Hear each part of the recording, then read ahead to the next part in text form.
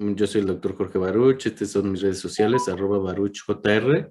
Soy portavoz de la UNAM 2020 para el COVID, jefe de la clínica El Vejero de la UNAM y consultor. En primer lugar, pues tenemos que entender qué son las variantes o de dónde provienen. Yo creo que esto es una muy buena oportunidad para en breve saber de dónde provienen las variantes y por qué son tan importantes. ¿Y cuál es la diferencia entre una cepa y una variante? Pues básicamente la variante, el virus del SARS-CoV-2, que es el que provoca COVID-19, es un virus de RNA o de ARN, ácido ribonucleico, compuesto por 30,000 bases, y aquí están estas bases en colores.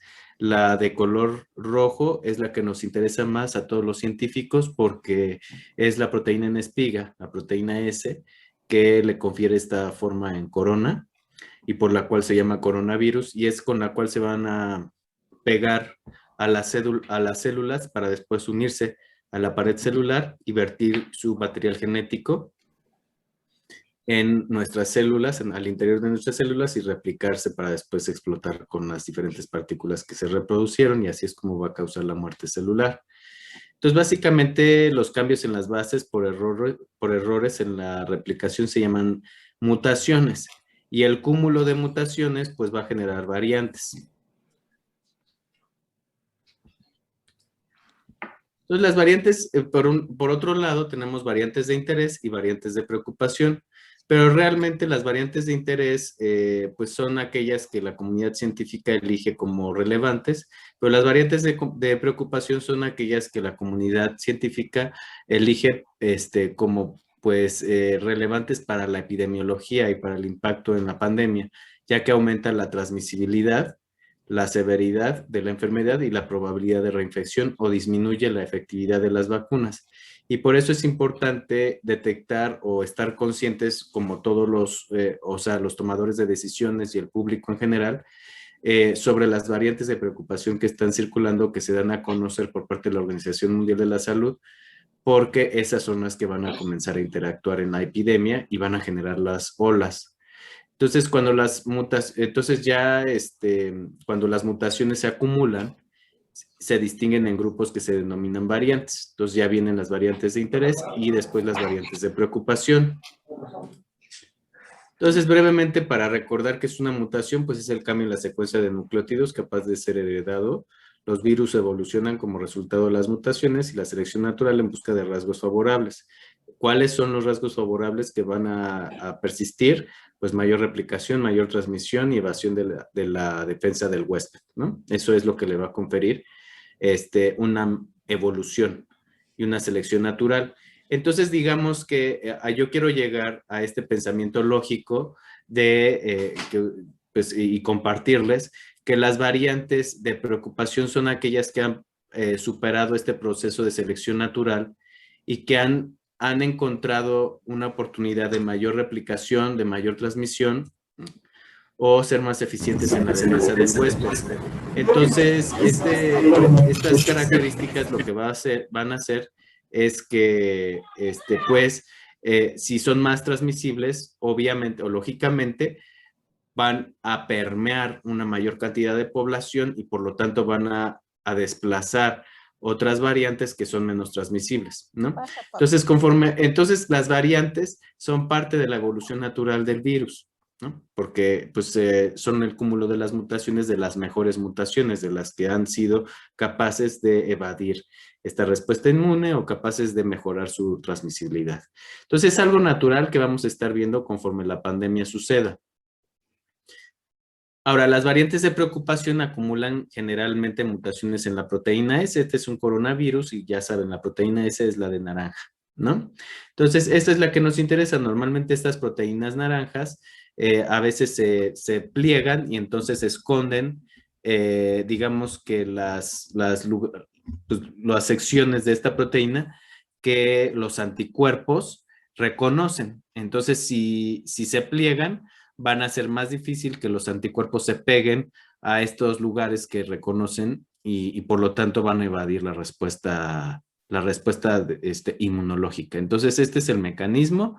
Normalmente las proteínas S se unen a los receptores AC2 de todo nuestro cuerpo. Recordemos que las células humanas tienen muchos receptores AC2 que normalmente ayudan a regular a la presión arterial, pero también tienen otras funciones. Y los receptores AC2 no solamente están ubicados en los pulmones, sino también por ejemplo, en el corazón, en el cerebro, están ubicados en el riñón, en el sistema digestivo. Entonces, por eso, y de ahí la importancia de evitar la infección por el virus SARS-CoV-2, porque entonces no solamente tenemos la respuesta aguda que afecta a nuestros pulmones, pero también tenemos una respuesta crónica que se llama long COVID. Y eso es lo que estamos tratando de prevenir, que las personas se infecten y por consecuencia de la infección tengan una disminución en su calidad de vida a largo plazo, que ya se ha visto que, por ejemplo, una tercera parte de las personas asintomáticas o sintomáticas debutan con problemas de confusión mental o deterioro cognitivo a largo plazo. Entonces, por eso es muy importante evitar que la población se infecte del virus SARS-CoV-2 y no solamente evitar que la población desarrolle signos y síntomas.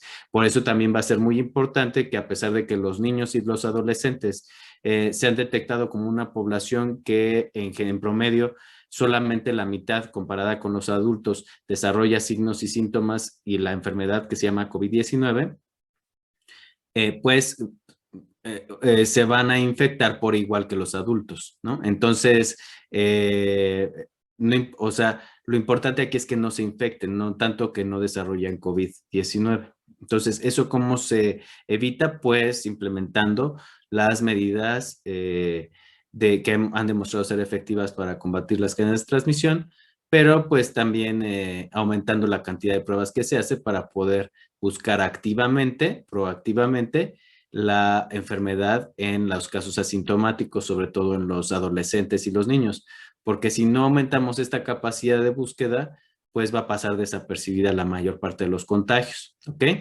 Porque pues los niños y los adolescentes prácticamente la mitad, menos de la mitad comparado con los adultos desarrolla signos y síntomas de enfermedad. Entonces, hay 4 variantes en este momento. Antes había 5, pero ahora nada más hay 4 variantes de preocupación hasta el momento. Y ya recuerden que hay una nueva nomenclatura que nos ayuda más a distinguir porque la anterior eran puros números y letras. Entonces está la alfa, que fue la primera. La alfa es la descrita en el Reino Unido, que se llamaba B1.1.7. Pero bueno, es alfa porque es la primera descrita de importancia, de preocupación. Esta variante se ha detectado que tiene hasta el 60% más de la original, la de Wuhan, el virus descrito en Wuhan, para transmitirse. Entonces, por eso es la preocupación de esta variante. Y de hecho, ya para mayo de este año, pues representaba el 70% de todas las secuencias genéticas que se hacían en el mundo. Esto quiere decir que de 7 de cada 10, por así decirlo, extrapolando, podríamos pensar que 7 de cada 10 casos detectados o confirmados de infección por el SARS-CoV-2, pues correspondían a esta variante de preocupación, la alfa, descrita en el Reino Unido, 60% más contagiosa que la original de Wuhan. Pero después se comenzó a describir desde diciembre del 2020, pero recientemente, en los últimos 3 meses, la variante Delta. La variante Delta acumula 9 mutaciones en la proteína S y fíjense, aquí la OMS dice que la primera secuencia genética se subió a la base de datos en octubre del 2020, casi un mes después de que se describió la variante alfa. Pero bueno, ya comenzó a ser prevalente y relevante en la India para diciembre del 2020 y en los últimos 3 meses ha causado una epidemia muy importante en esta región y no solamente en la India y en el subcontinente indio, sino también en el Reino Unido, en Singapur y ya está comenzando a tener implicaciones en Australia y en Estados Unidos. ¿Y por qué es importante esta variante Delta, que es la B.1.617.2? Pues es importante porque es más del 2 veces, bueno, más del doble de contagiosa que pues el virus original, el virus de Wuhan, y prácticamente 55% más transmisible que la variante alfa. Entonces, imagínense, si la variante alfa es 60% más transmisible y la delta es 55% más transmisible que la alfa, pues sumados duplican la capacidad de transmisión que la original, que el virus original descrito en Wuhan. Entonces, por eso es de preocupación, porque es mucho más transmisible. Incluso se habla que la variante delta, en algunos estudios que ya se están haciendo bajo condiciones de laboratorio, es importante decirlo porque pues a veces tiene limitaciones poder extrapolar lo que se observa en un laboratorio a la realidad, pero bueno, eso nos da una idea. Puede llegar a contagiarse, si la variante alfa o la original, tendríamos que pasar por al menos 15 minutos en un lugar cerrado, expuestos a un caso contagioso para podernos contagiar. Se está estimando que esta variante Delta necesite solamente de 10 a 15 segundos. Un contacto de 10 a 15 segundos continuo con algún caso en algún lugar cerrado o con poca ventilación para podernos contagiar. Entonces, de ahí es la importancia de esta variante Delta. Hay otras como la Beta, que es la de Sudáfrica, y la Gamma, que es de Brasil, pero bueno, esas no tienen tanta relevancia, más que para la vacunación, ¿no? Como sabemos, más adelante lo veremos. Entonces, aquí brevemente, para que se den una idea, en cuanto a la proporción de genomas, pues cargados en la base de datos internacional, déjenme decirles que esta es la primera vez en el mundo, en la historia de la humanidad, que se utiliza la secuenciación genética para monitorear en tiempo real una pandemia. Entonces esto pues tiene ciertas limitaciones porque pues somos nuevos todos en poder predecir estos cambios. Vean, la variante alfa, cómo acumula la mayor cantidad pues clados, es la más prevalente, pues más bien la mayor cantidad de secuencias cargadas en la base. Y aquí está la delta en verde, que apenas va comenzando a tomar relevancia, ¿no? Entonces, si se fijan a lo largo del tiempo, la que más ha predominado en cuanto a proporción, en cuanto a un esquema del 0 al 100%, a lo largo del tiempo, de de enero del 2021 a la fecha, a junio del 2021, es la variante alfa, la descrita en el Reino Unido, pero está cobrando ya relevancia en verde claro, la variante delta. Entonces, y esto es lo que se va a ver, se van a empezar a desplazar, va a empezar a crecer la proporción en verde, de casos en verde, y va a empezar a disminuir la proporción de casos en azul, que es la variante alfa. Y la variante original, que es la en gris, vean cómo ya está siendo por completo, pues, eh, pues poco circulante, ¿no? Porque pues tiene una poca capacidad de transmisión comparada con la alfa y con la delta. Entonces, esto es lo que va a pasar, es parte de la evolución natural. El problema es las implicaciones que llegará a tener en la sociedad o en la salud pública. Las variantes de preocupación normalmente se detectan cuando se observa un patrón inusual en la epidemia. Por ejemplo, en diciembre del 2020, en Manaus se pensaba que con la primera curva, en de marzo a mayo del 2020, aquí está en la gráfica A, vemos dos olas. La primera ola se pensaba que ya había afectado a una proporción tan importante de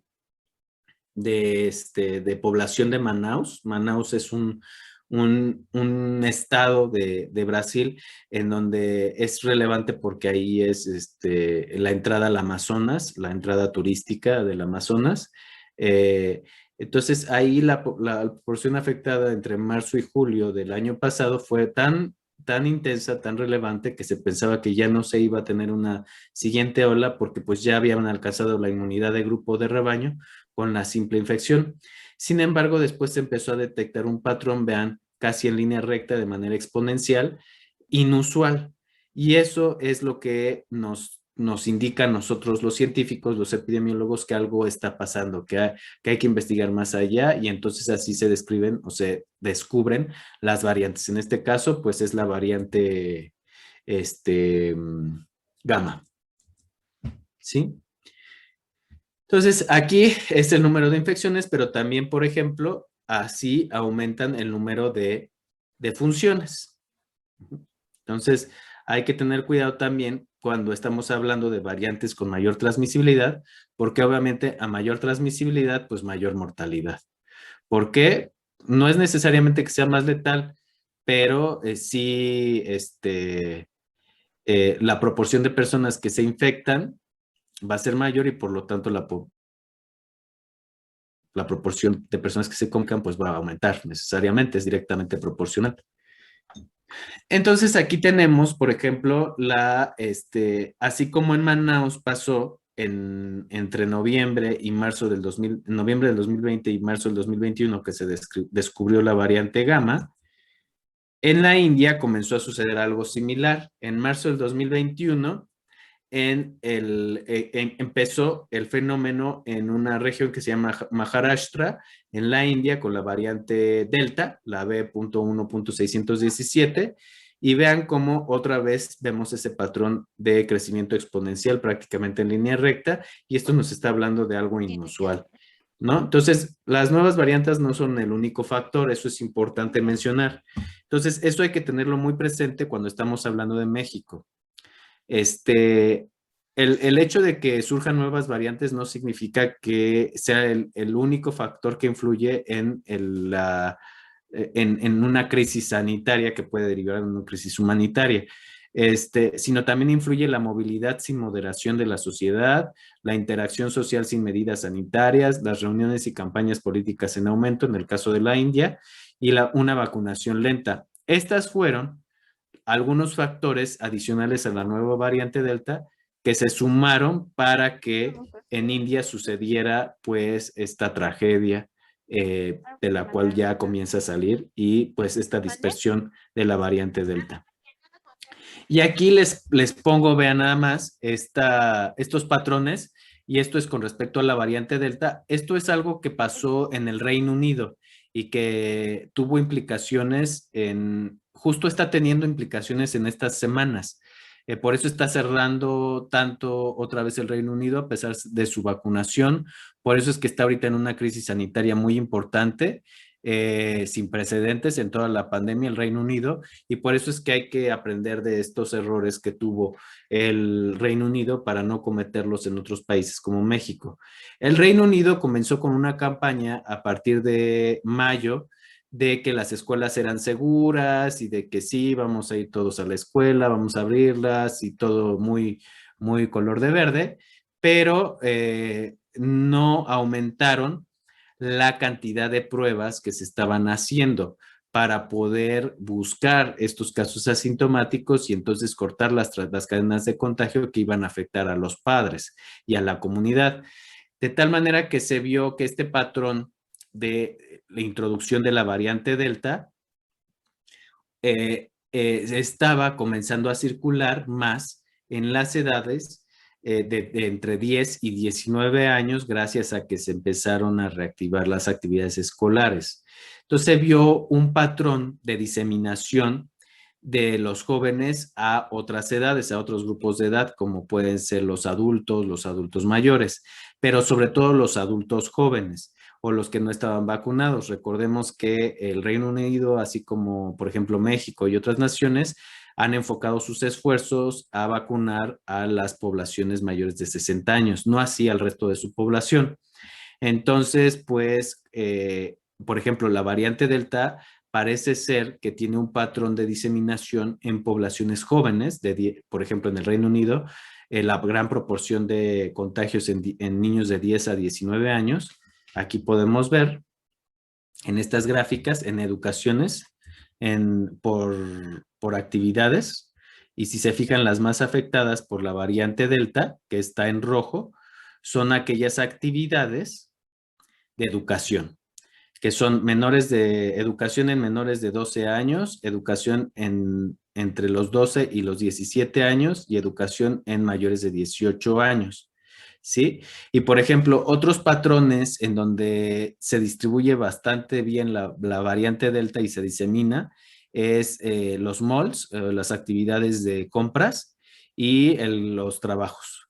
¿Por qué los trabajos? Porque afecta justamente a la clase económicamente activa, ¿no? Entonces, Esta, pues obviamente siempre van a ser más los jóvenes, los que van a ser económicamente activos con respecto a otras poblaciones. Entonces hay que tener cuidado porque entonces justamente el Reino Unido y el sistema de salud del Reino Unido está siendo ampliamente criticado en estos momentos por no prever esta situación de incrementar la cantidad de pruebas para buscar proactivamente y no reactivamente los contagios en estas poblaciones de educación, de menores de 12 años, de 12 a 17 y más de 18. Bueno, una vez abordado este tema de las variantes y la importancia y relevancia y los patrones de la variante Delta que están siendo relevantes, pues entonces se junta con la parte de la carrera de la vacunación, ¿no? Que es otra parte relevante que está sucediendo. Vean, a pesar de la gran proporción de personas vacunadas en el Reino Unido, pues está surgiendo este inconveniente, esta crisis sanitaria debido a una mala gestión de la epidemia local, ¿no? En los menores, en las escuelas, en los escolares. Entonces hay que tener cuidado, hay que ser precavidos, y bueno, utilizar diferentes estrategias para combatir pues los efectos de que los niños no vayan a poder ir a la escuela en un rato, pero pues la presencial es una de las tantas estrategias que se pueden combinar para poder atender las necesidades de los niños. Bueno, los países se dividen en cuanto al número de dosis aplicadas por cada 100 habitantes. Definitivamente México no está entre ellos. La cobertura proyectada por tipo de ingreso, pues obviamente en esta segunda mitad del año, los países de alto ingreso, de alto poder adquisitivo van a poder vacunar a un 72% de su población para diciembre del 2021, que es la parte de rojo más la parte de azul oscuro. Algunos otros países que están estimando llegar a estas coberturas para diciembre del 2021 son China, por ejemplo, algunos países de mediano ingreso, pero definitivamente países de bajo ingreso o de mediano a bajo ingreso, pues no van a poder llegar a esta cobertura. De tal forma que México estará siendo de algunos países privilegiados que pudiera llegar a alcanzar un 70% de proporción de población vacunada para finales de este año, no antes. Entonces, la inmunidad de rebaño, la inmunidad de grupo no se alcanza y no nos sirve hasta que no tengamos a más del 70% de las personas vacunadas. En este caso, más del 75%, y ya se está hablando que para la variante Delta se tiene que vacunar a 8 de cada 10 personas en una comunidad para poder controlar la epidemia local. Entonces, definitivamente México apenas tiene 2 de cada 10 vacunados y pues esto no funciona para buscar una inmunidad de rebaños que sea efectiva. Aquí también podemos ver otra manera de proyectar las proporciones de población vacunada. Y aquí podemos verla también a modo de listado de mayor a menor. Pues si se fijan, las poblaciones que están alcanzando más del 50% de su población vacunada, que estos son todos los países, pues incluyen a países o de alto poder adquisitivo como los Estados Unidos, los Emiratos Árabes Unidos, Canadá o Israel, que por acá está, aquí está, Israel, o para poblaciones, creo que aquí tengo un puntero láser, o o islas o territorios muy pequeños, ¿no? Obviamente. Entonces, Uruguay, por ejemplo, va bien, el Reino Unido ahí va, y algunas islas del Caribe. Ahora, ¿qué pasa entonces con ya las cifras de la efectividad? ¿Qué es lo que está pasando con las vacunas que ya nos están arrojando cifras en la vida real? ¿Qué es lo que sabemos? Pues sabemos poco porque muy pocos países pues han alcanzado una inmunidad de grupo o de rebaño suficientemente importante como para poder evaluar las vacunas y el impacto que tienen en casos asintomáticos, o sea, portadores que pueden contagiar, pero que no desarrollan síntomas, y casos sintomáticos, personas que desarrollan síntomas leves a moderados o personas que ya enferman de manera grave una vez vacunadas. Entonces, por ejemplo, este es el primer estudio que se publicó en todo el mundo de manera histórica para el caso de Pfizer y BioNTech. Recuerden que vamos a obtener datos de las principales vacunas que comenzaron de manera más temprana sus estudios de fase 3 y así van a irse publicando primero vacunas de RNA, Pfizer y Moderna, después vacunas de vectores como Oxford y AstraZeneca, y al final otras vacunas que comenzaron tardíamente los estudios, como por ejemplo Sputnik, CanSino, y más tarde todavía Sinovac, Sinopharm. Entonces, así es como vamos a comenzar a ver esta publicación de datos, no antes. Por ejemplo, vean, aquí la dividieron en dos. Las personas que después de 14 días de haber recibido una dosis, qué tanta efectividad tenía con una dosis, y con dos dosis, qué tanta efectividad tenía la vacuna ya en el mundo real, en la vida real de Pfizer. Aquí estamos hablando de Pfizer en Israel, que ya tenía para ese entonces un poco más del 50% de población vacunada. Entonces, por ejemplo, aquí nos dice qué tan relevante es completar el esquema de dos dosis y esperar 7 días después de la segunda dosis para esperar la inmunidad máxima. Estamos hablando que para un caso individual, la probabilidad de infección, bueno, más bien de protección, de protegernos contra una infección de SARS-CoV-2 es solamente del 46% 14 días después de haber recibido la primera dosis, pero aumenta hasta el 92% después de 7 días de haber recibido la segunda dosis. Sí, por ejemplo, si nosotros estamos expuestos, si ya fuimos vacunados con Pfizer, si ya recibimos la primera dosis de Pfizer, nos protege un 57% contra, si estamos en contacto con un caso, de contagiarnos y desarrollar COVID leve. Y para los 7 días después de la segunda dosis nos nos brinda una protección superior al 94%. Entonces vean por qué es muy importante completar los esquemas de vacunación y cuidarnos mucho entre que recibimos la primera y la segunda dosis, porque ahí es donde podemos perder esta oportunidad de alcanzar la inmunidad máxima. Tenemos un 74% de protección para pues, ser hospitalizados por COVID y aumenta a 87% para ser hospitalizados por COVID con 7 días después de la segunda dosis. Y para desarrollar un caso severo de COVID, tenemos una protección inicial del 62%, que aumenta hasta el 92% en casos de 7 días después de la segunda dosis. Entonces, este es para Pfizer y aquí lo podemos ver gráficamente como el grupo placebo, que es el que está en rojo, es el grupo que no recibió nada, más que una inyección sin nada, con una sustancia inerte, como está muy, muy desfasada del grupo que está bastante bien protegido por esta vacuna y entonces no acumula ningún caso bueno, acumula muy pocos casos de COVID. Por eso no se eleva tanto y la diferencia entre una y otra es significativa. Ya más cerca, tenemos también la incidencia de casos sintomáticos, también en otro tipo de estudios, ya contemplando otras poblaciones, y sabemos que tiene un 97% de efectividad para protegernos contra casos asintomáticos. Ya estamos hablando de efectividad, ya no nada más estamos hablando de eficacia. La eficacia es teórica, la efectividad ya es práctica. Entonces, en la vida real. Entonces, digamos que suceden 4.7 casos por cada 100,000 vacunados, casos sintomáticos, comparado con el grupo pues, de referencia que no está vacunado, en donde suceden 150 casos por cada 100,000 no vacunados. Y aquí se ve muy claro, ¿no? La diferencia entre casos sin vacunar, cómo pues repunta con respecto a los casos que están vacunados, que no repuntan, se mantienen muy por debajo o sea, pues sí, vemos cómo así es efectiva para disminuir la probabilidad de generar un caso así, caso sintomático.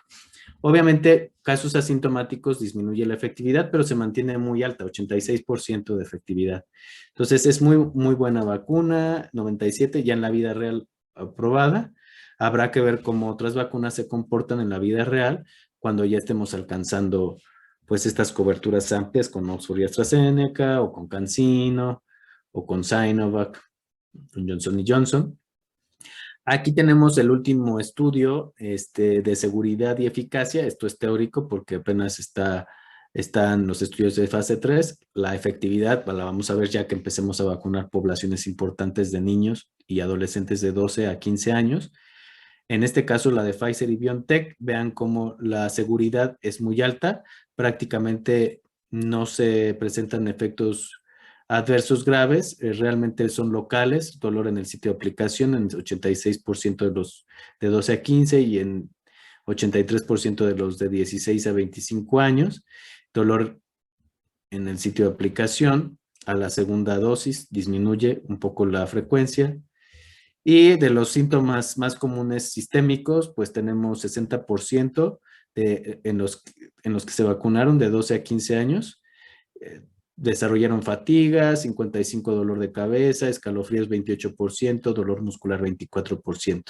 ¿Mm?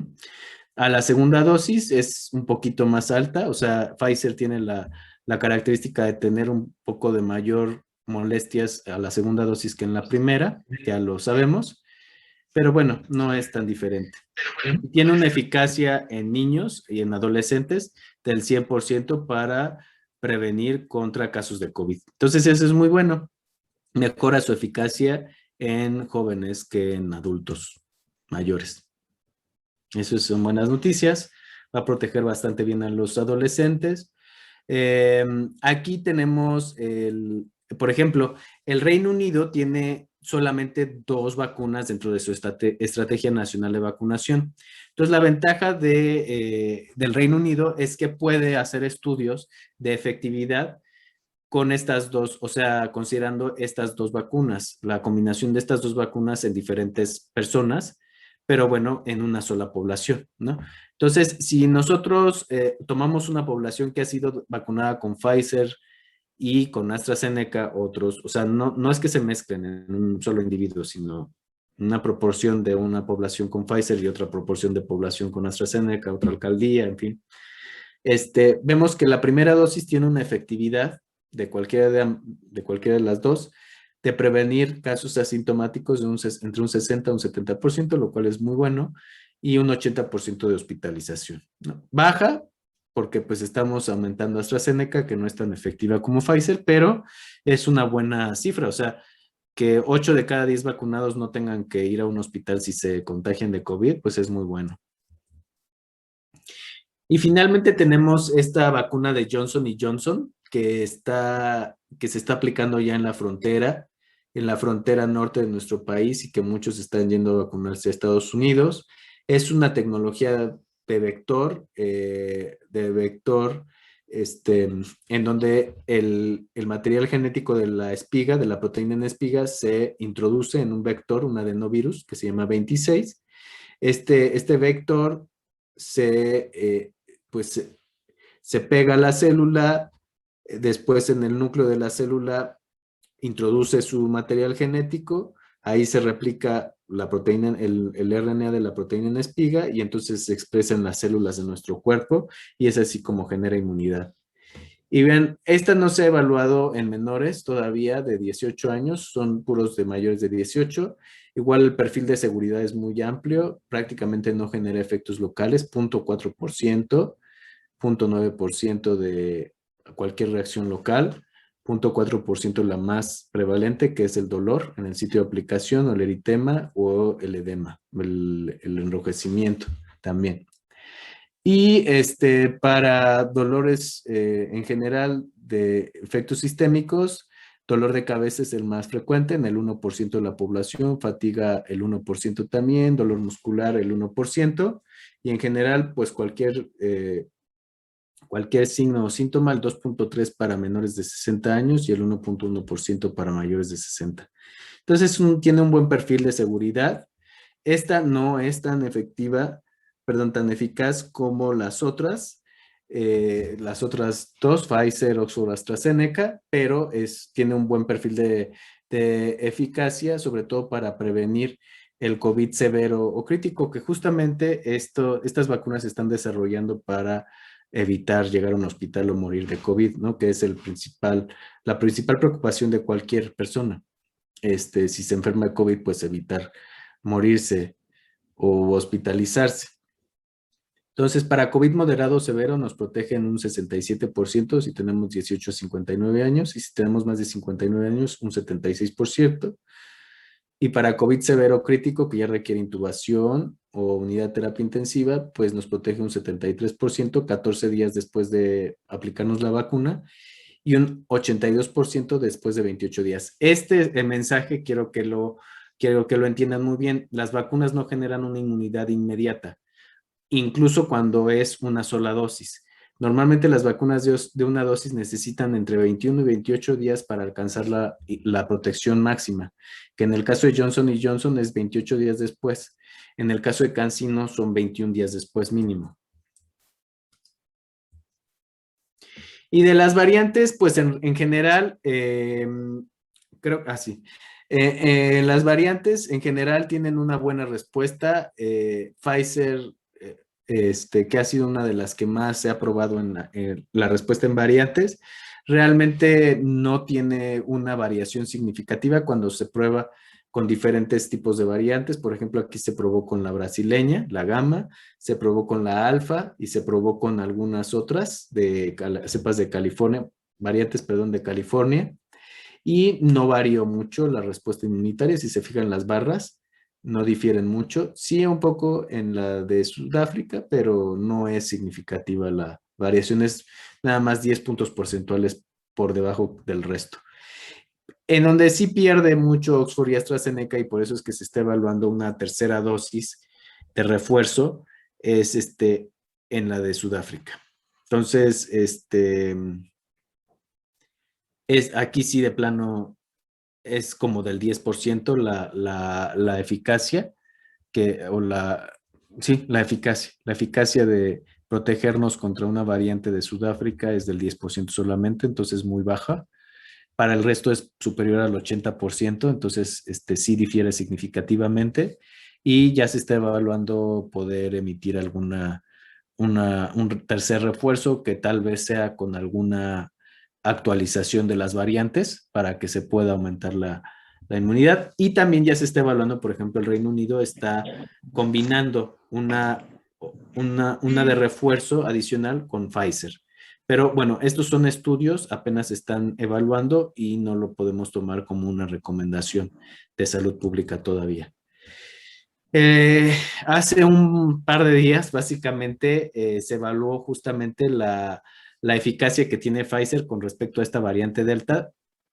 En una muestra, en un periodo del 5 de abril al 16 de mayo, se vio que solamente una dosis de Pfizer protege contra el 33% de probabilidades de contagio de una variante Delta, y cuando se aplica la segunda dosis, o sea, se completa el esquema de vacunación a los 7 días, bueno, más bien aquí se evaluó a los 14 días, se adquiere una inmunidad superior al 88%. Entonces, este es muy bueno, es una buena efectividad. Entonces, de AstraZeneca, por ejemplo, sí también tiene una buena efectividad. 2 dosis de vacuna son efectivas para protegernos contra COVID sintomático, comparado con 66% de COVID sintomático. Se está evaluando COVID con síntomas nada más. Por arriba del 80% en casos graves. ¿Qué está pasando con la variante Delta? Pues, por ejemplo, se están viendo ya que se están concentrando los casos en personas no vacunadas. Es el caso de Israel, que tenía una muy buena curva de descenso por las altas tasas de vacunación, pero de repente empezó a haber un incremento y pues todavía no. Israel tiene un 70% de población vacunada. Necesita alcanzar más del 80% para controlar la variante Delta. Ya se calculó. Entonces, pues ya empezó a solicitar de manera obligatoria que todos estén o no vacunados empiecen a usar cubrebocas. Es muy importante el uso de cubrebocas. Estén o no vacunados. Y bueno, aquí podemos ver la lista de emergencia de la Organización Mundial de la Salud, cómo van avanzando para ser incluidas en la lista. Esta lista de la Organización Mundial de la Salud, que ha estado mucho en controversia, es una lista de precalificación. Es para aquellos países, se utiliza para aquellos países que no tienen la capacidad de tener instituciones que autoricen o evalúen las nuevas moléculas y autoricen su uso. En este caso, su uso de emergencia. México sí tiene esta institución reconocida por la Organización Mundial de la Salud, que es la COFEPRIS. Entonces, básicamente no necesita la referencia de la lista de uso de emergencias. Nos tenemos que basar en lo que la COFEPRIS autorice, porque es un órgano que puede, que tiene esta capacidad y que está reconocida por la Organización Mundial de la Salud. Entonces, aquí tenemos, por ejemplo, que la primera que se autorizó fue Pfizer, la segunda AstraZeneca, Covishield también, Johnson Johnson, la vacuna de Janssen, es la marca, la división de vacunas de Johnson Johnson, Moderna, Sinovac también fue de las últimas en autorizarse. ¿Cuál es? CanSino ya se enviaron los papeles, pero pues todavía está en espera. Novavax también. Sputnik V es la que va más retrasada con respecto a CanSino y Novavax. Y ya después estamos pendientes de Sinopharm, CureVac y otras.